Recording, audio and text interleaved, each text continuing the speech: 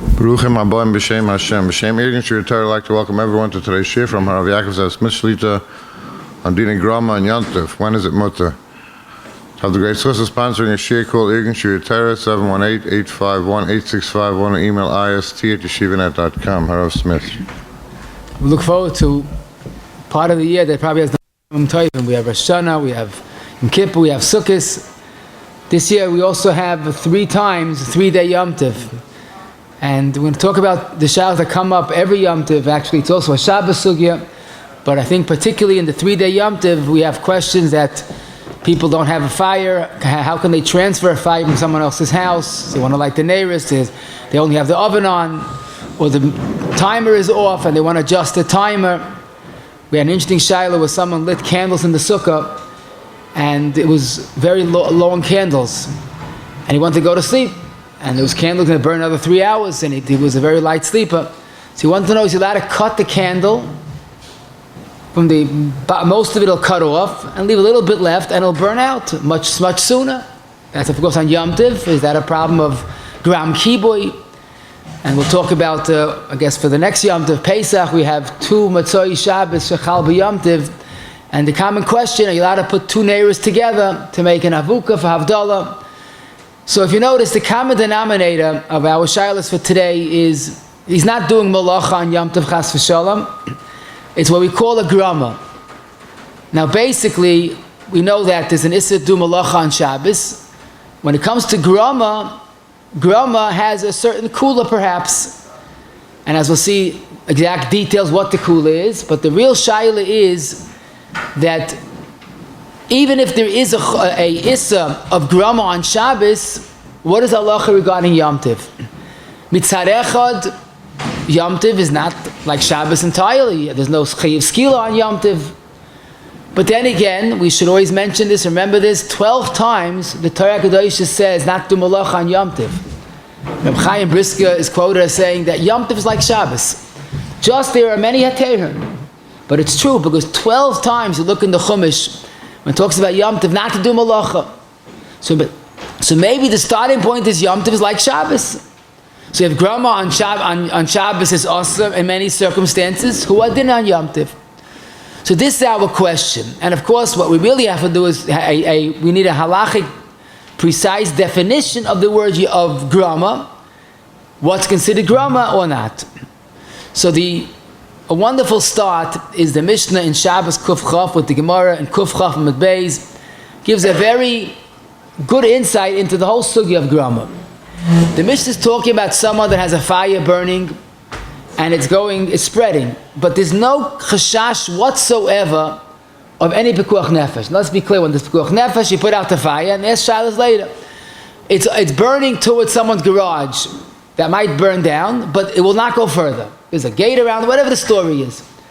Can he put out a fire to prevent a monetary loss? So this is the Mishnah, and the Mishnah gives you an idea. To put out the fire is awesome. What you could do is take a few barrels of water, put it in the path of the fire, but not spill the water onto the fire. That's kיבוי. Put the barrels of water in the path of the fire. When the fire spreads and reaches the barrels, the heat of the fire will cause the barrels to burst open, and that will put out the fire. So this is mutter to save money. Frag the Gemara, why is it mutter? Look, you intended to put out the fire, and you were very successful. The fire is out. Zok the Gemara, this is Av Kuf Chaf Amud Beis, because the Psiק says, L'gabi Shabbos, Le'sasa kol malacha, asihu da'asa, grama shari. In other words, the Torah on Shabbos asid malacha, didn't asa grama.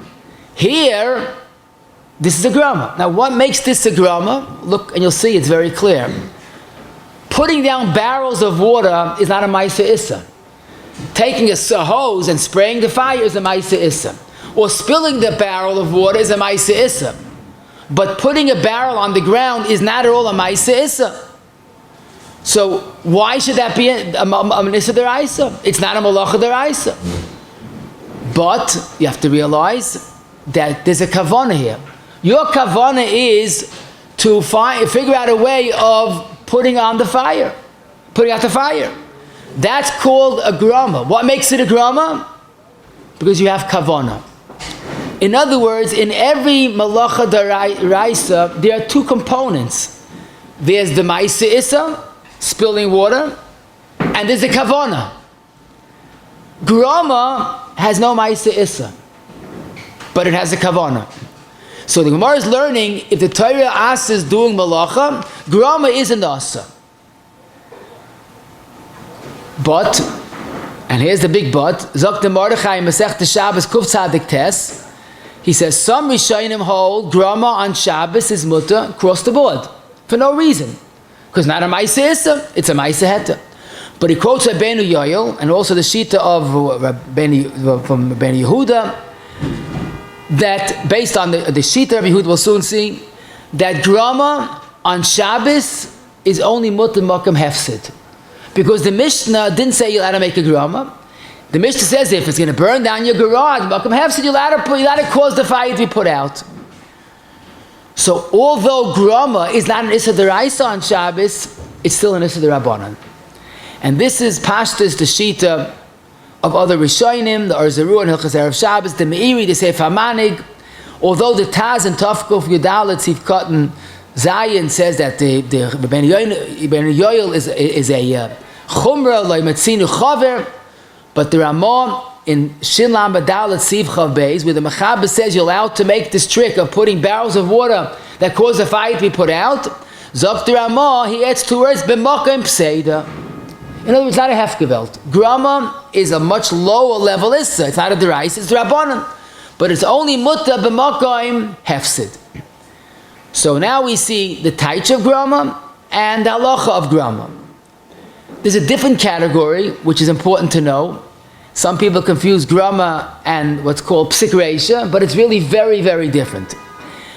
The Gemara is in 11 places in Shas, and we'll talk about in Yana Diyay Mishayla. Someone has a small backyard and he put the sukkah there and he wants to wash for the Suda, wants to do a mitzvah rabbanon. There's no place to wash but over the grass. So he wants to wash over the grass and you'll say, hey, what are you doing? It's Shabbos or Yomtov. There's an issa of zereh. You can't water growing things on Shabbos or Yomtov. He says, I'm not mechaven for that. I want to do a mitzvah. Leave me alone. So the redeeming factor is there's no kavanah. He wants to do a mitzvah. But you know what the problem is? There's a maisa. Now what's the maisa? There's a full maisa. What's the full maisa? He's pouring water onto grass. But he's saying, I don't want to water the grass. So halacha says, Rabbi, wake up to reality. You can't live in denial. If you don't want to water the grass, go into the kitchen and wash your hands in the sink. But you can't wash your hands over grass and say, I don't want to water the grass. So psik reisha is not a regular ma'is b'yadayim. The regular issa of zerei would be if you water the grass. You take a hose and you water the grass like you do on Tuesday. But this sounds a little more mutter because you're not mechaven. Oh, but here's the catch. It's a ma'is issa. You're not officially mechaven. But since we all know, like they say, it's licked in the maisa. When you wash over grass, you're watering the grass. So Rashi used the key word, psik reisha k'mechaven. In other words, Rabbi, you got to be realistic. You want to wash your hands over the grass, so you're mechaven to water the grass. So although it's not as bad as a regular malacha, but it's not a grama. It's a psik reisha that we consider mechaven, and if he's nichle, it could be the same issa deraisa. Now, this is all regarding Shabbos. Now the big question is on Yomtov. What's the halacha of grama on Yomtov? If I want to put out a fire on Yomtov, just to save, I want to put out a candle. So I put it in a place that the wind will blow it out eventually. Maybe it's who didn't like Shabbos. After all, Yomtov and Shabbos are similar. Or maybe, like we said, since Yomtov is a little more kal than Shabbos in the whole Issa, maybe grama is mutter. So we have to learn a Gemara. The Gemara is in Be'ed Chav Beis. Ula came to Rabbi Yehuda's home, and he noticed the Shamish who wanted to put out the oil should burn, the oil candle should burn out quicker. So he tilted the receptacle of where the oil was, So some of the shemen moved downward, the other shemen stayed on the upper side, so there was less shemen, and the fire went out earlier. So he was mechaven to put out the oil candle a little earlier. So Rabbi Huda asked him, you forgot the halacha? It says, hamistapik, if you take out oil from a burning oil candle, chayim m'shem mechaber. And Rashi's kibui b'yomtiv lo yishteri. He said, oh, you're right. Lavad aitoy, I didn't notice it. If I noticed, I would have said something. So the pashtus is taking out oil, mistapik shemen miner, taking out oil from a oil receptacle on Yomtov is asa. Frek Tosfos, why is taking out oil asa? It's only a gram kibui. I didn't put out the fire. It's going to go out a few hours earlier. It's only gram kibui. So Tosfos is assuming gram kibui on Yomtov is mutter. So Tosfos, you're right. Maybe gram kibui is generally mutter. But in this case, when there's a lot of oil, it's a much bigger flame. When you take out a big part of the oil, then the flame is diminished right away. So what he's saying is that taking out oil makes the flame smaller. Making a flame smaller is kibui. You made from a big flame to a small flame. Now let me give a little more geschmack to this. When you have a fire, let's say the stovetop is on. So the poskim discuss, can you take a blech on Shabbos or Yomtov and put the blech on top of the burning flame? So they say that's not kibui. You're not making the flame smaller. What you're really doing is you're reshaping the flame. It goes in both directions. So Zalman writes in Shmir Shabbos, he's quoting Shmir Shabbos, that he heard from a mumcha that when you put a blech on the flame, it doesn't diminish the quantity of the flame. It just reshapes it. It goes to the sides. But the Tosfos by us is telling us when you take out some oil, so it's less oil, the flame is diminished, is smaller. That's kibui. Oh. So we have a wonderful yisoid, making a flame smaller would be kibui. Why? Because you made the flame smaller. Now Rabbi said, let me ask you a beautiful question. According to this Tosfos, let's go back to our shal that the Bacha asked me. He wanted to cut the candle to make it smaller, it goes out earlier. So first of all, the Gemara says cutting a candle to two is the problem of tikkun mana, because you're making two candles. But if you do it with a fire, it's okay. Let's forget about tikkun mana. Cutting a candle, is that considered gram kibui? So Rabbi said, according to Tosfos, there's no problem. When you cut the candle, it doesn't make the flame smaller. What are you doing? It burns less. So that's only a grama. And grama on Yomtov is mutter. Who says this? Not me. Tosfos. Tosfos, after he explains the problem is that it's a smaller flame, Tosfos himself asks, "Mikan yesh lahatir kandila," which is very similar to the word candle, shel shayva gedoyla, to cut it part of it off. If there's no problem of tikkun mana, there's no problem of gram kibui. Why? Because the flame is unaffected. So it's mamish beautiful. If you understand what grama is, the flame is smaller. This is not a this is a grama. The flame smaller is not a grama, is considered a real kibui. So this is Tosfos beferish cutting a candle. However, this is not the final word, and there's a rush. The rush is in Beya Beis Yud Zayin. He quotes Tosfos. He has a big kasha on Tosfos, and the rush says an incredible yisoid. And Zok the rush that the whole kasha is not a kasha. Grama always means you do something not with the fire itself. There's a fire burning. You put barrels on the road. You didn't touch the fire. But Zok Tosfos, when you negeya b'dava hadoilik, when you play around with the fire itself, that's never a grama. The whole makar of grama is when you're playing with the fire, you're not touching the fire. You're just putting on a barrel on the side. It's a ma'aseh heta. Touching the fire itself is not a grama. According to this rush, can you cut the candle in half? Avada not. Because you're cutting the fire itself, the candle. Now, someone asked me, what do you mean? But the bottom of the candle is not making the fire burn. True, but you missed the point.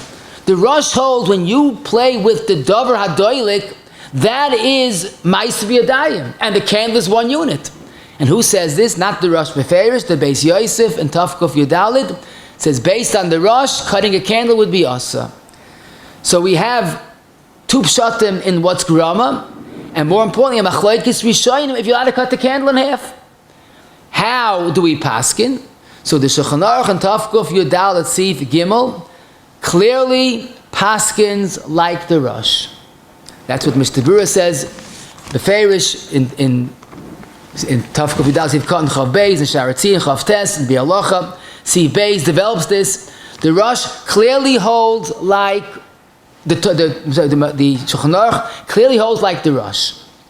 The Ramah says clearly, "V'yashvatirim lachtoch ner shel shava." You're allowed to cut a candle. So it comes out that the machlokes Tosfos and Rosh is a machlokes Mechaba and Ramah. How do we paskin? Well, the Ramah says you're allowed to cut a candle. V'chein noihagin. However, the Mishnah Berurah says, "Kam b'achronim kosvu denachal lahacham kedei rishonim." The Sharatzian brings many days. Chaverim, we find many chaverim with das harosh. So lemaisa, I must say, the Ramah is mekel to cut a candle. But Mishnah Berurah, quoting many achronim, feels it's kedai to be machmir, like the Rosh, that if you touch the burning thing itself, that's considered a ma'aseh b'yadayim. We need one more point, and that is all of this till now, l'chayra, was regarding Shabbos. What's the basic halacha regarding Yomtov? So, Lamaisa, in Shulchan Aruch regarding Shabbos, the Ramah says it's only mutter b'makom hefsid.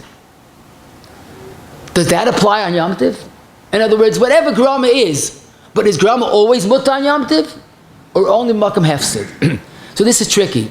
Because in Shulchan Aruch, we don't find anything regarding this question. Is it limited to makom hefsid? But if you look at the source, Rabbeinu Yoel is afilu b'yomtiv loy sharin and gram kibui. El makom hefsid, makom hezik dafka. So Rabbeinu Yoel, that's the source by Shabbos, says Yomtiv and Shabbos are no different. You look at the Mishnah Berurah, he's on the Ramah, mut lahamid ner makom ruach tamaheta, because gram kibui is muta on Yomtiv. So it's taka machlokes gedolei hapoiskim if Yomtiv is muta always or only b'makom hefsid. The Mishnah Berurah is mekel. Yomtiv is always muta grama. The Chazon Ish in Lamed Ches Sif Zayin says we have to be choishes for the Shita Rabbeinu Yoel. So we could say hamekel and every grama on Yomtiv yesh hamilismach, but the Chazon Ish, and the truth is there are other. The Bialach himself quotes Rishonim that hold like Rabbeinu Yoel, that even on Yomtiv is only mutter b'makom hefsid. Now let's apply it to the numerous shaylas.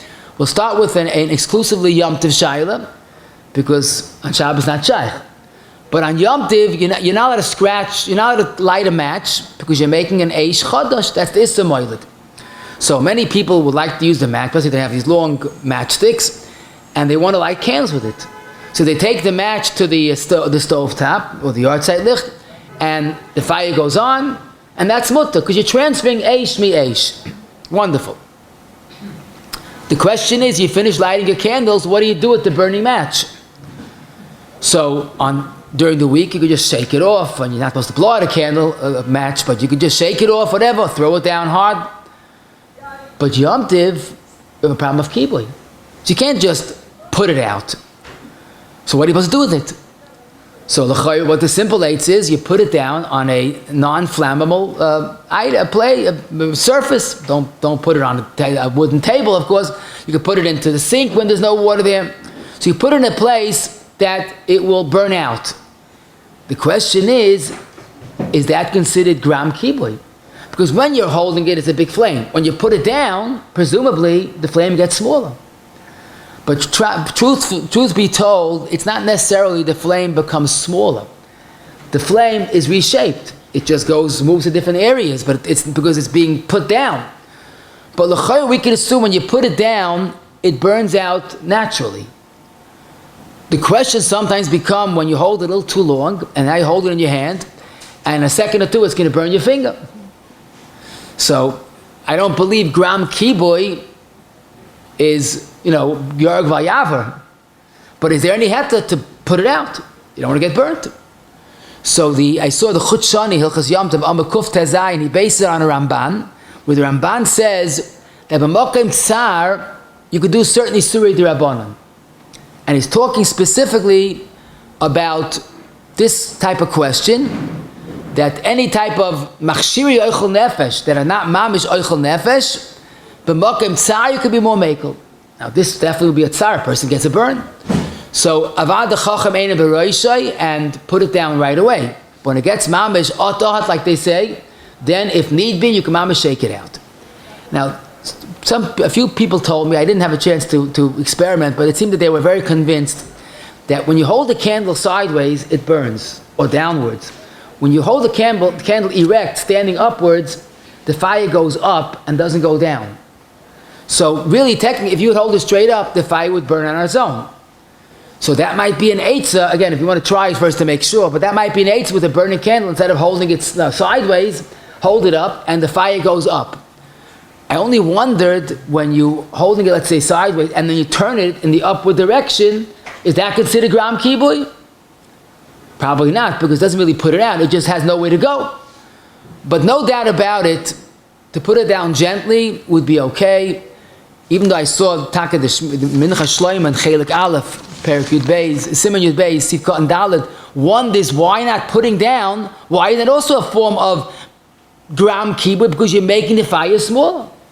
But apparently it's not making it smaller, it's reshaping it. Okay, Ma'isa Shahaya, there's a true story. Someone was in a sukkah and there was a few burning oil, a lichtelach. And it's going to take a long time until it burns out, and he wanted to go to sleep. So he had a way of tilting the oil in a certain direction that the fire would burn out much quicker. And he wanted to know if that's muta on Yomtov. So I told him, you mechaven to a beferish gemara. This is mamish the story that we began with, where Rabbi Yehuda came to Ula's home, and the shamish tilted the oil so it should burn out quicker, and that's considered gram kibui.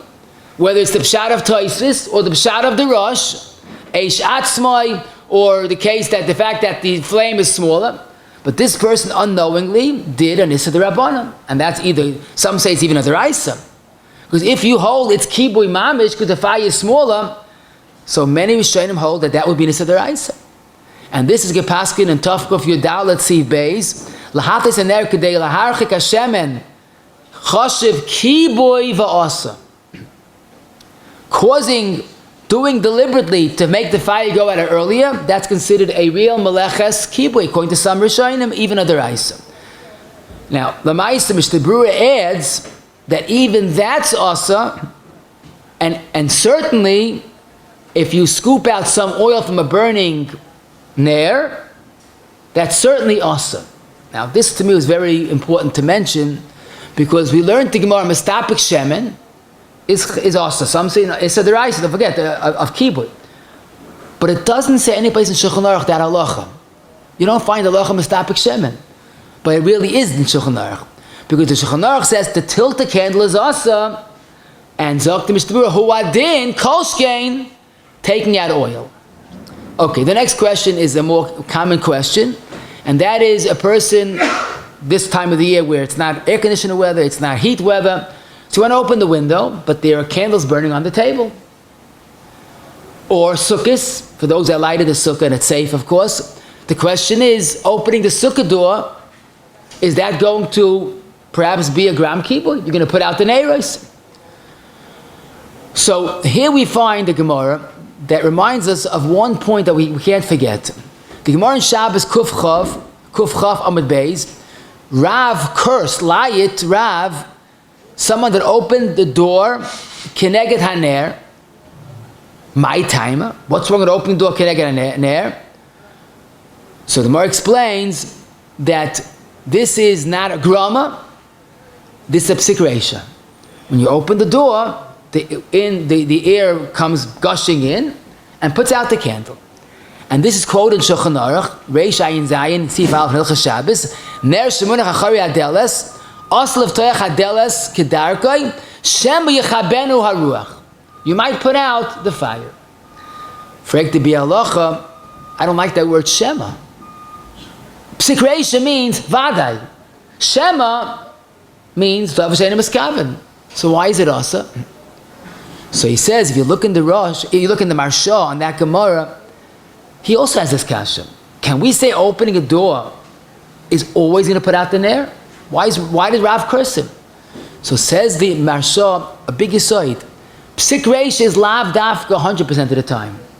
Korv of psik reisha is also a psik reisha.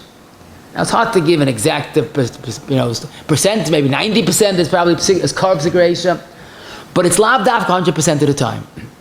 So this expands somewhat the issa of psik reisha. If it's probable, if it's korv psik reisha, it's also asa shem yechaben ruach. Now here I have a big question to ask you. Let's say I open the door and it blows out the candle. So that's psik reisha, and presumably k'mechaven chashav, it could be a deraisa. But I didn't do anything. I didn't blow out the candle. I didn't throw water on the candle. I opened the door that allowed the air to come in. Why could that be malacha deraisa? Why isn't that a grama? So this is a beautiful yesod. We're going to have to use this for the more of the contemporary issues. The Gemara says in Sanhedrin Daf Ayin Zayin, if someone is sleeping innocently on the ground, but right on top of him there's a huge amount of water being held back by a wall, like a big dam, and he's sleeping very comfortably. Someone comes along and removes the wall, and out gushes all this water, a tremendous volume of water, and kills the person instantly. So much water, he drowns. So the Gemara says he's chayiv al tzreitzeach. He didn't do anything, he didn't shoot him, he didn't stab him, he just removed the wall.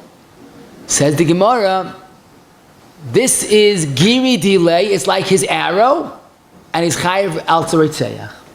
And what did that mean? So you think of it, minei ubei, it's beautiful. It's not a regular grama, because the water was right by the wall. Removing the wall is releasing a force that killed him instantly. The Gemara's mashal is like an arrow. Now wait a second, why is an arrow ritzeach? He didn't do anything, he didn't stab him with his hand. He shot an arrow that flew in the air and killed a person. The teretz is when a person uses koyach, rishon, his koyach, it's like his hand. An arrow, you understand this ritzeach? Yeah. So removing the wall is like shooting the arrow. The water gushes out. That bit kedemaya is considered a person's koyach. So just like it's pashit, an arrow is a maisa. Just like it's pashit, blowing out a candle with my mouth. I didn't do it biyadayim, but it's my koyach.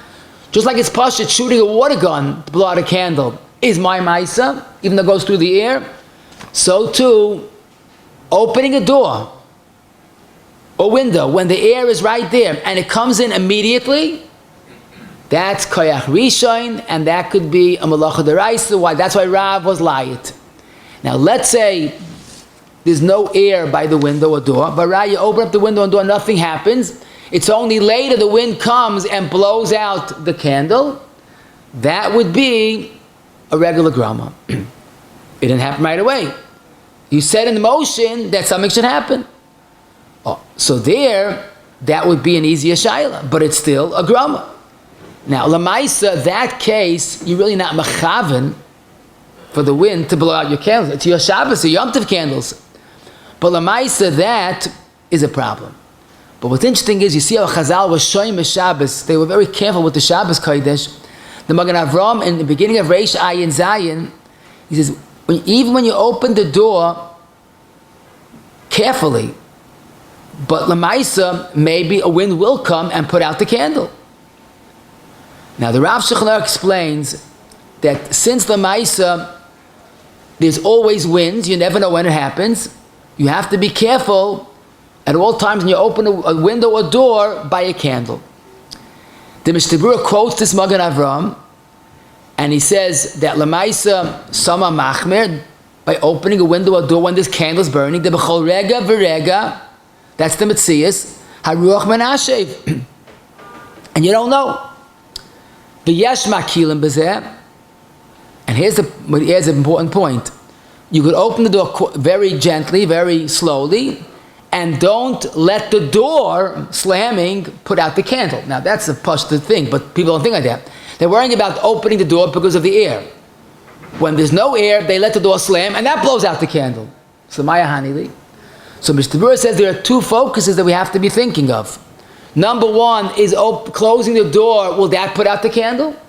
Or number two, if there's enough air, if it's a windy enough day, that eventually will put out the candle. Now, Lamaisa, the halacha seems to be lahakal, if it's not a psic רישא, but there are enough poskim that hold that if eventually a wind will come, that might be a Grama. So what do? If you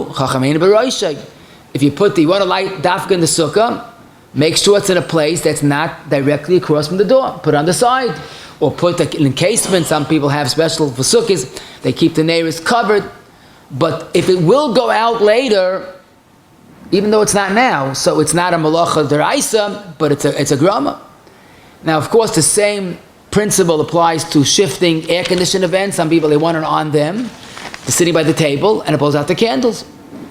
Now, the good news is when a wind blows on a candle, and the candle starts to move back and forth, it's not becoming smaller.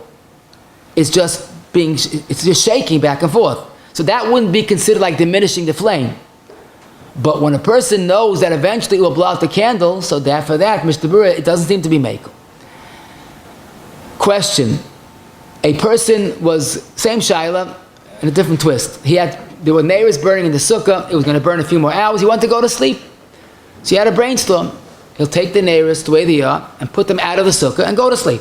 Now that's not so smart because you can't leave fire unattended. But he said the house was locked, he couldn't get into the house. Lemaisa, leaving neiros out of the sukkah, outside, unattended, is dangerous. A wind could blow out the candle, blow away the candle. But let's talk about the halacha shaboy. Is it mutter to put neiros in a place that eventually it will blow out? So this is mamish, our Ramah. The Ramah, in Tafkuf Yudalat Siv Gimel, mutter lahamid ner b'makom she'ruach shaylit k'dei sheyichbeh. Zok the Mr. Brewer, why? Because it's only gram kibui, and gram kiba on Yomtov is mutter. The Ramah is makel even shalei l'makom tzayrich. So if you put it outside on a windy day, it blows that right away. Avada, it's awesome. But this would be a gram kibui. Well, according to the Ramah, would be mutter. Of course, many poskim discuss this question, and they say no. Mr. Brewer himself adds, Yesh achayim that a machmir, the b'chol rega v'rega ruach menashev, biradava. You might take it out in the moment when it blows that right away. And even if not, grama is only mutter makom hefsid. So the eights in this case would be to hint to a guy, when the neiros is still in the sukkah, I can't sleep, it's very light. So then the guy will be doing a shvus to shvus. Kibui, if it's not tzarech l'gufay, is only a drabanan. And it's also, in the case, on Yomtov, some say, b'chlal it's more kal grama. So if he could do a grama, or even a ma'aseh b'yodayim, that would be mutter, a shvus to shvus b'makom tzarech. And b'chlal, a guy, we know is mutter even to have a guy do a psic רישא, because he's not mechaven for the psic רישא, he's mechaven for the heta. Here, this would be a tzad to be makel. A common case when a person doesn't have fire in the house. Today, people use ovens, there's no fire in the house burning. And what do you do when it comes Yomtov Sheni? You have to light the neiros. So interesting, we know what's the problem. Go to a neighbor and bring a lit candle.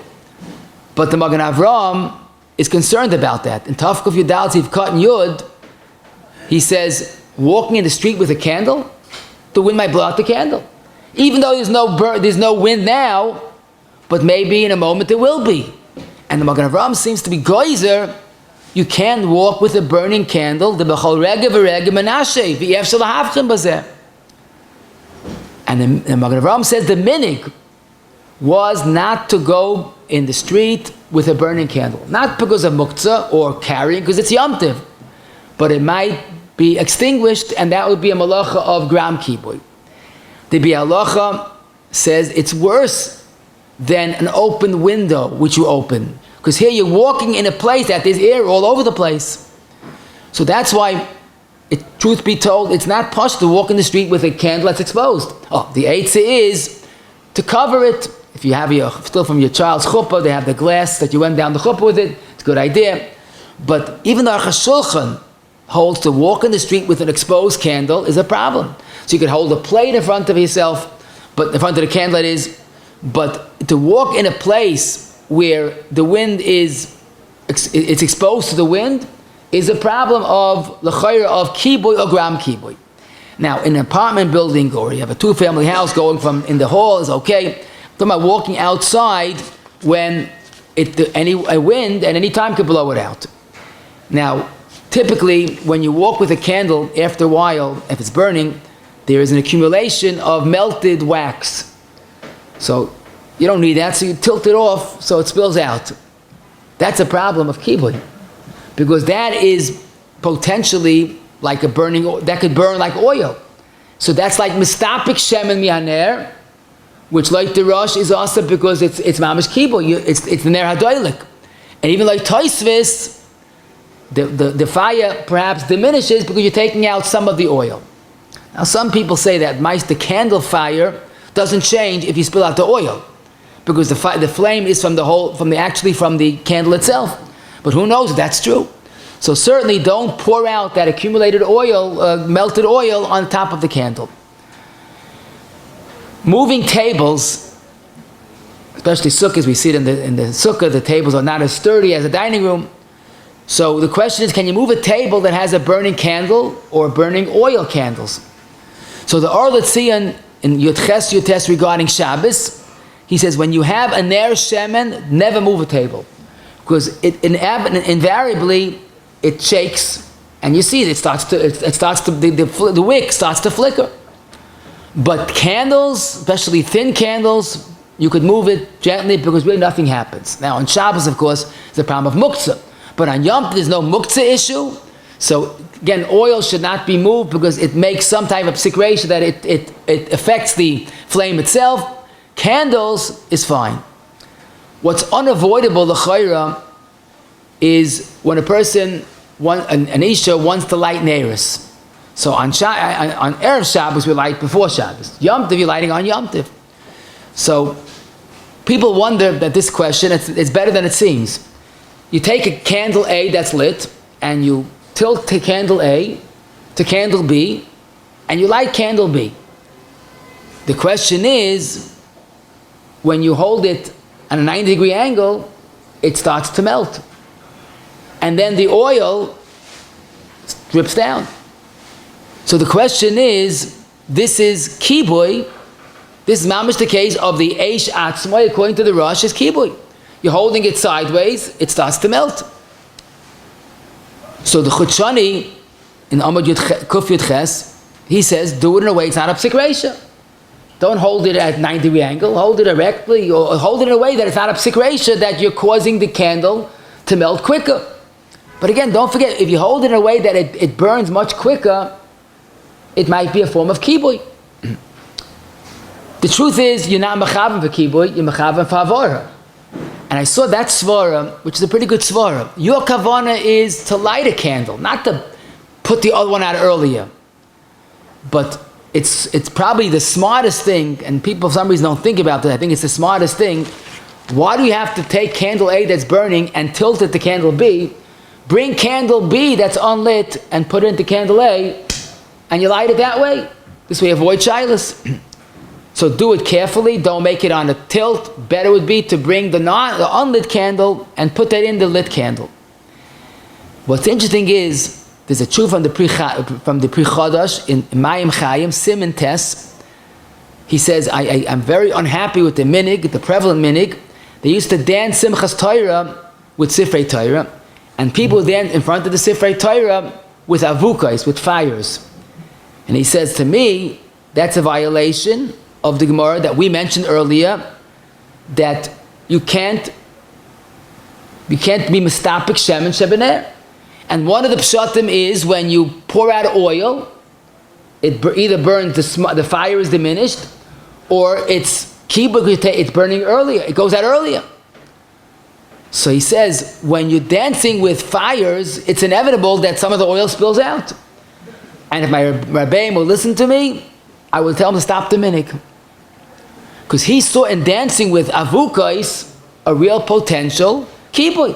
Whether it's the pshat of the Rosh or Taisus, either way, it's a gram kibui.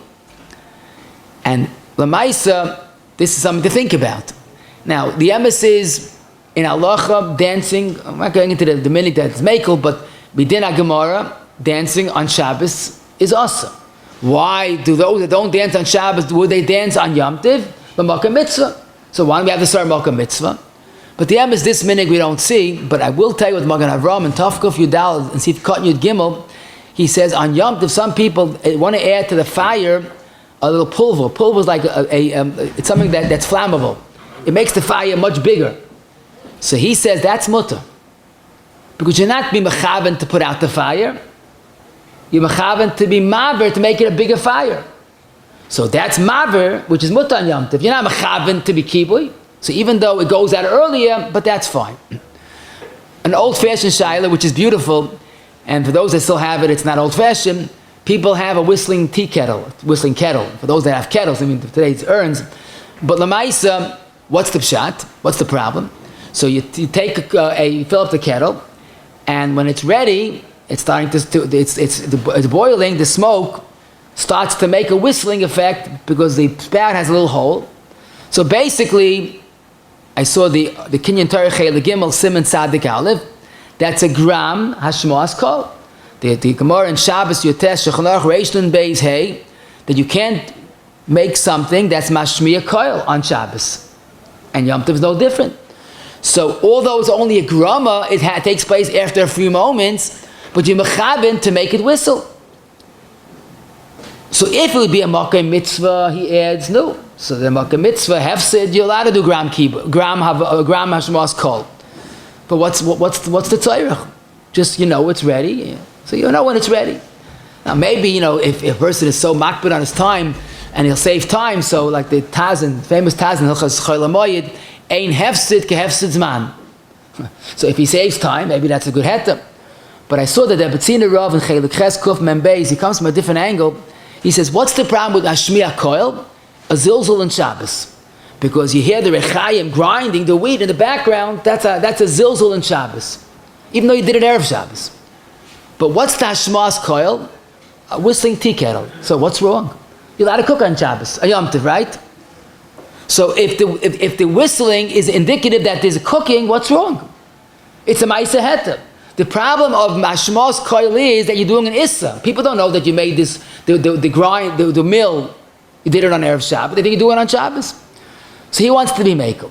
But the emes is, today, there's a very simple Eitzah. I went to my shver, the first time I was married, my shver had a whistling kettle, and he stuck in a toothpick on the top of it. I was wondering, what's that? Very simple. You stick a toothpick into the hole, it doesn't whistle. Or you take a toothpick and you open up, you don't let the spout go onto you don't let the cover go on the spout, so it won't whistle. So that's a way of avoiding the issue, and certainly that's a better way of doing things. Question, very common question. People used to use stovetops more than they do today. And let's talk about a second day Yom Tov Shavuos. You have two fires burning. It's very hot as it is. The kitchen is unbearable. And these two flames are not making it any better. So there was an eitzah, quote unquote, that you fill up a kettle and you put on top of the fire. And after a while it bubbles over, and the water bubbles over and puts out the fire. Now, whether you do that or not, if you do that, the first thing you do after that is you close the gas. Because if the gas is still feeding and the fire is off, it's a very dangerous situation of carbon monoxide poisoning and an explosion.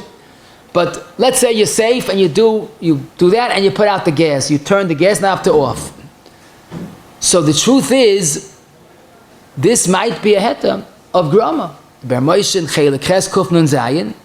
He says, l'chayra, if there's a real tzoyrach, because you're afraid that he's talking about when the children will play with the fire in the afternoon and make a bigger fire.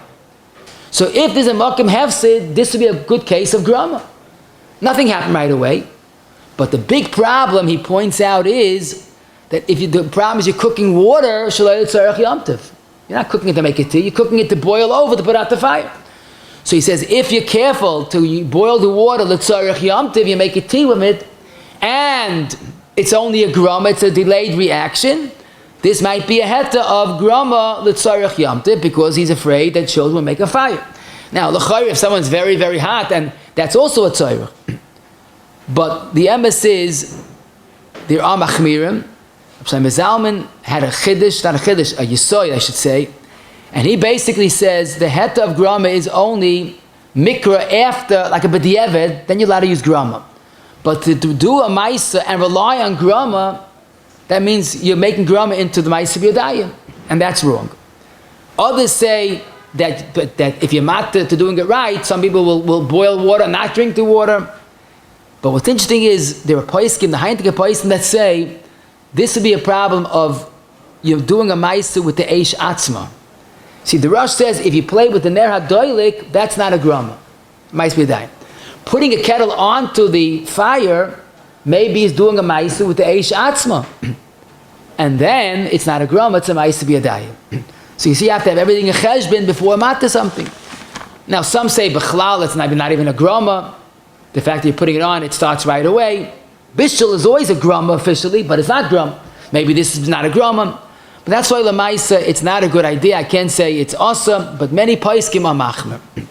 Question, we have Pesach HaBoleinu L'Toiv, we have two Mitzvah Shah B'Shechal B'Yomtiv, and the question always becomes, when you come to the Bracha Mariya Eish, we try to have an avuka, that's a hiddur in havdala. Can you put two candles together to make an avuka, and then afterwards you put the candles back in its place? So the Maisa, some say that this is a double problem. Putting it together is you're making a bigger flame. Separating is keyboy. It's like the flame is smaller. Look at, you could see. But if you think about it, maybe it's not really a problem. Because when you have two burning candles and you put it together, I'm going to give a mashal, Sabas Oizim. Each is a half a kazayas of flame, okay? You put it together and you have a kazayas. You separate it, what do you have? Same amount. You have a half a kazayas on one side and half on the other side. So what do you do wrong? See, when you take out oil from the oil cup, the flame is smaller permanently because there's less oil. Here, you're just putting together and separating.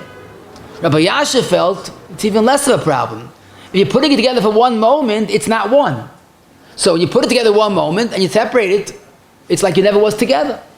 And the biggest raya l'chayra, believe it or not, how could you light candle B from candle A? The way it's lit is you put it together. So then it's one. So now you're separating it, same problem. Forget about havdala. When you light two candles, one for the other, it should be the same problem. So there has to be a svara that the fact that it's done just for a moment, it was never one. If it was never one, you're not making two. And even if it's two, it's not less flame. Quantitatively, there's no difference in the amount of flame. It's not like mistapik shem and shebener that it's actually less flame. The Shevet Alevi, Yun Aleph Kuf Chav Ches, he says, Aidei achibul le'in toisiv koyach v'shal heves, Aidei apirid le'in ismayit. Now, Lamaisa, there are definitely tzaddim to be makel, and that's why it seems the minig always was to be makel. So Mazalman and Shmir Shabbos was machmir, and he felt there is a problem of kibui. This is in Samach Beis, Lamed Beis. But today, the truth is today they have a yaknahaz lump, a licht, whatever you call it. And basically, what that is, they have a candle that has two wicks. So that's your avuka, you don't have to make a avuka. But some people misuse the heta. See, what they want you to do, what's the right thing is that you take this yaknahaz, put it into the leichter, and light that as a ner Yomtov. See, some poskim hold that lighting an havdala candle just for the mile of avuka might be a ner betela. On Yomtov you have to light ner, which is a tzoyrach. For a hiddur, maybe it's not a tzoyrach. Now that's a different shir, it's a big sugya, what's ner betela. But to light it just for havdala, so you're getting a different shayla. So you're supposed to light that as the ner, and keep that burning, and you have a built-in avuka. The truth is you don't have to dafka buy a yaknahaz, you could take two wicks, if you use oil that is, and put them together into the oil receptacle, and that would be an avuka. Or if you use floating wicks, instead of sticking one wick into the hole, make it a little bigger before Yomtov, stick two of them in, and you have a wick, you have a double wick. Lamaisa, Rapam told me he never saw his father putting together the two candles, so he didn't do it either. Maybe it was Chayishataka, like I said, for gram kibui. But basically, as we see, there are different alternatives. Question, someone uses oil, and all these oil cups could burn probably 6 or more hours, and he's uncomfortable to go to sleep at night when there's a burning candle. So he wants to know, could he put water into the cup, fill the cup half with water, the rest will put oil, and light that on Yomtov. You see, many people do that Erev Shabbos, which is not such a problem, because Grama on Erev Shabbos, l'chayra, is okay. But Yomtov, we have a problem, you light on Yomtov. So you're putting in water, then oil, then a wick, you're lighting it, and your kavanah is, l'chayra, that it should go out earlier. Would that be a new situation of gram kibui? So it sounds funny, but you should know, we probably could give a 20-minute share about this, but I'm going to get right to the point. It seems like gram kibui, but look again, it's not. For 2 reasons. Number one, gram kibui, you're mechaven to make a kibui. Here, you're not mechaven to put it out. You're putting in water, because if you don't have water in it, and you fill it only halfway, it doesn't burn nicely. You don't see the wick sometimes, especially if it's a floating wick. You're putting in the water to elevate the oil so it should burn nicely, not to put it out. Number two, the water doesn't have to put it out. You know why it goes out? It runs out of oil. So lamaisa, it wouldn't be a problem because no kavana or there's no actual kibui. Now let me give it a little more hezbollah. If you have a glass that when the wick burns out, when it gets to the bottom, it burns out, it makes the glass all black and it starts to burn it and it leaves it. You have to clean it, it's a bigger job. So you put water on the bottom to put out the wick. Oh, that I understand is kavana for kibui. But here, the kavana is partial to elevate the oil. But let me read to you a Shulchan Aruch. It's amazing how Chazal was showing Shabbos. רישא מachei daled. Lo yitin l'soichei mayim. Mamish our case. Don't put water into an oil receptacle. Afil mi boid yoim. Now this is talking about when there's falling sparks from a candle. So you can't put even Erev Shabbos a cup with water to catch the nitzoitzes. So why is there an issa of Grama on Erev Shabbos? He says, you know why? Because you're doing it Erev Shabbos, you'll do it on Shabbos as well. So look how careful Chazal on kibui Erev Shabbos. But zok the Shulchan Aruch, you're allowed to put mayim in the ashashiyas that you light Erev Shabbos, because you're not mechavan lekibui el hagbiya hashemen. Mamish al svara. Then the Shulchan Aruch is even mechavan lekibui, lamaisa you're not putting it out. It's the lack of oil that puts it out. Lamaisa the minig oilim is to be makel, but you're doing it not to put out the fire. You're doing it to elevate the oil, and that it should burn nicely. Someone asked me, he was in the sukkah, talking two-story, and the lights went off, and he wanted to learn L'or Haner. Is it mutter on Yomtov to learn L'or Haner from the burning candles, whether it's oil or wicks, or candles? So we know on Shabbos, ain't current L'or Haner. The pliya is that what's the shayla of L'gabios? Yomtov, you're allowed to be matter than there, because once the fire is burning, you're allowed to make the fire bigger, so you're allowed to be matter than there. But the Prima Godim in Reish Ayin Hey in Eshel Avam Gimel, he said there are two svaras that ain't current L'or Haner. The second svara is Shema Yistapik, you might take out some of the oil. So Zok the Prima Godim Agoinis, Oy Bazoi, that chashash is shaykh even on Yomtov. So according to Prima Godim, it's not so pashut current L'or Haner. But Lamaisa, the Tila Dovin, and Sivkot and Aleph said that second chashash is only a chumrah on Shabbos. Yom Tov, we don't have to be machmer azoi. So Lamaisa, it seems that the Welt is soimach lahakol, and especially with our candles today, as opposed to an oil wick, there is no shemayata. So even on Shabbos, our candles are okay. Yom Tov, certainly it's okay. Adjusting a timer, again, is a share for itself. But I want to tell you one ma'isa shahaya, and from this you'll get a better clarity in the sugya. Someone on Erev, Yom Tov, or Shabbos, not Negeya, both are true. 6 p.m. he set the clock, the timer, to go on at 8 for the Suda until 12. The next day he's away from his house, he doesn't need it. he wants it on from 8 till 12 p.m. One slight problem, he didn't set the time properly. The time was from last week, so the timer was holding now at 1 a.m. So according to my cheshbon, it won't go on for another 19 hours. So he's not going to have for the Suda. He'll be unhappy. They're going to have to schmaltz in the dining room. Why can you set the time properly? So Bekitza, it won't go on at all. But if he turns the dial, which does not involve any electricity, I'm talking about the regular timers that have the green pin and the red pin, he turns the dial, which Lamaisa problem of Muktzah, he'll do it with his teeth, whatever, he'll do Ba'if and Heta, and he'll turn the time to align it to the proper time, 6 p.m., so everything's back to normal. What is is there any problem with that? So again, besides Muktzah, the only problem is gram havara, because nothing is happening right away. Now, the Oz Nidru Chelik Ches Simul Amud Beis has a brilliant analysis, and he holds even doing that is a problem of, because he holds the time is Eish Atzma, and that would be a Ma'aseh B'Yadayim, but it's a big Chiddush. The timer is not the Eish Atzma, it's not the it's not the wick or the oil, it's the switch. So that's why Lamaisa, this would be Mutta Aydei Yisrael, if it's M'makam Tzairach Gadol, on Yomtov, of course. Because we paskin Be'ikar Din on Yomtov, if there's a Tzairach, about it's Mutta. The only issue is that Muktzah. That's why it's probably better to call a guy, for a guy to do that and set it back, that it goes on at a later time, would be a regular Grama, the Akam, that's Vadei Mutta. It was set to go off 3 o'clock in the afternoon, the AC, the air conditioner, the lights, whatever it is, and it got very hot. So again, I'm talking about a certain timer. You pull out the red pin, and it stays on the whole Shabbos. You keep the red pin in, it goes off at 3 o'clock. So besides the Muktzah issue, you'll take it out with his teeth, Lamashal, is there a problem of gram havara, because it's burning many more hours afterwards? Sounds like a real problem. It's like Moisef Shemen. Look, it's burning for, doesn't go off for 3 weeks, it goes off till after Shabbos. But the emes is a toyus, because Lamaisa, it's burning indefinitely. Until you stop paying your bill, it's going to burn, right? But when you have that pin in it, the red pin is going to put it off.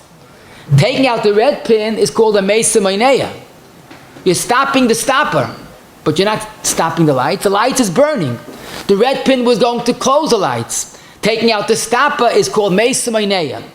And this is in Shulchan Aruch, not a timer, but it's in Shulchan Aruch. In Reish Ayin Zayin Siv Beis, he says you can't open a window because the sudden gush of air is going to put out the candle. But let's say the candle is burning fine, and the window is open, and you see a wind coming, and you quickly slam the window shut so it doesn't blow out the candle. So the Shulchan Aruch said that's not gram havara, even though it's burning because of you. What is it? Nothing. It's a Meisa Maineya. This is mamish. The time is mamish. The Meisa Maineya, like we just spoke about. The Debetzina Rav in Chelik Aleph Mem Dalet, he says it's mutar on Yomtov, we know, to use hot water. But he wonders when you close the hot water, so the Metzias is that now the heating element will go off sooner. So maybe it's a problem besides closing the hot water. So he says correctly so, this is a grama, de grama, de grama. You close the hot water, so first of all that's 1 grama. That hot water close the cold water, and that eventually turns off the heating element. That's a triple grama, and there's nothing to worry about. An alarm clock, this is a question we have all the time. I'm talking about the old-fashioned mechanical alarm clocks. You set it to go on, to ring 8 o'clock p.m., because you want to get up on Shabbos or Yomtov. But Rosh Hashanah, the first day you get up much earlier. You want to be up for Alois. So you have 1 alarm clock for first 2 days, and you want to use the Shabbos one on Shabbos. But if it's set to go off, it's going to disturb the family. So can you go Friday night and just pull out the pin, which does nothing, there's no lighting, there's no electricity. It will just allow it to ring tomorrow at 8 a.m. The clock is going. Just you're gonna activate the alarm clock. So this is a real grama. Only a grama. Nothing happens right away. And if it's a question of missing davening, hefsid of that tire davening, the Pesach Mekel hefsid b'makam mitzvah. One last point I want to mention just briefly. And that is today, there are world of technology, everything is possible. What they have today is various appliances that literally can be operated with a grama. I can explain it, but it's not negay how it works. But basically, what's the most fascinating of them all is that there is a light that right now is not on. The current is going, but they have a different mechanism. They have an emitter it's called, that sends sparks, actually sends lights, and that constantly breaks the current of the light. So the light is never on. It's going on, and before it goes on, it's knocked off because the current is disconnected. They made a switch that works in motorized wheelchairs. It's unbelievable the technology of it. That when you open the switch, you don't get near the lights or the wheelchair. All it does is it stops those things, the impulses from breaking the current. So in the svara, when you put on the light, all you do is you hold back what's going to disconnect the current. So in svara, that's a mesa maineya. Again, the current is there, but it's constantly stopped by these the electricity that's stopping it. But that's only a mesa maineya. But the problem is, if this is the way it operates, if this is the way it's used, why is it different than 3 malachas deraisa that are also grama? Zayreya doesn't take place right away. Bishul and Zoyra. So that's why stam a switch that goes on a minute later is certainly not a heta. But even this, if it's made to do malachas this way, could be that becomes derech malacha b'kach. So that's why these type of things, if it's negay, you have to ask a shayla. I couldn't talk to you.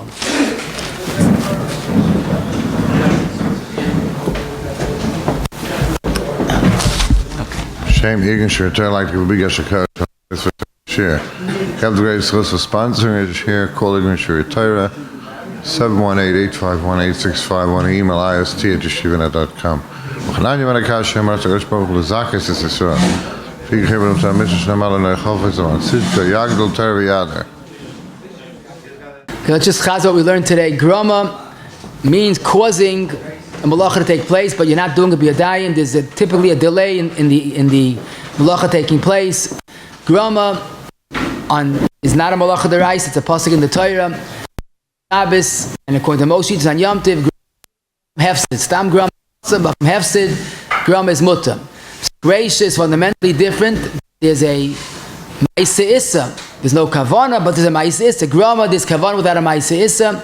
Psik רישא, there is a ma'aseh issa, and the fact that it vaday happens makes it also like a mechaven.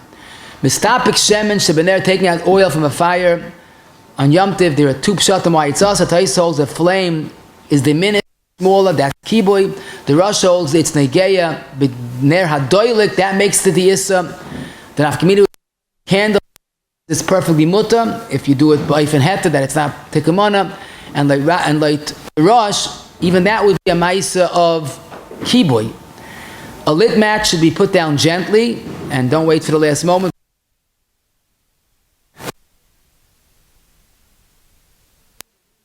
Or opening a sukkah door that might put out the candles is major. That maybe. So do things properly.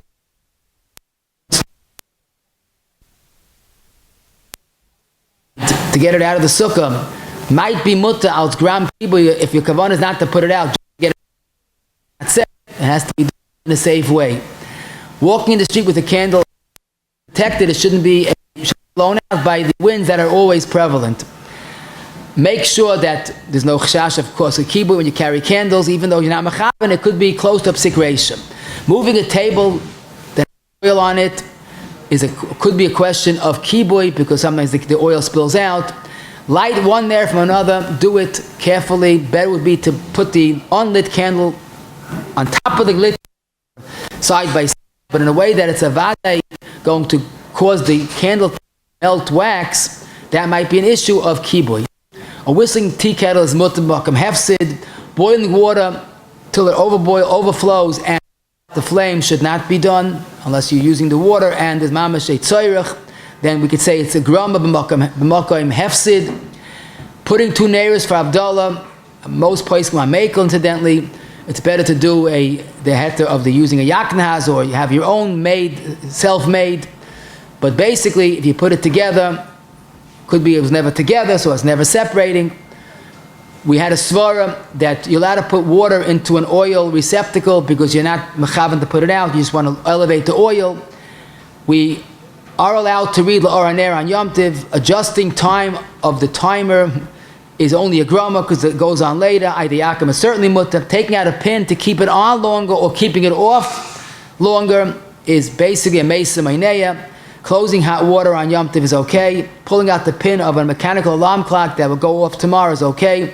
And as we said, that the grama switches and grama, all these type of appliances that use grama has to be done properly. It shouldn't be really a derech bekach.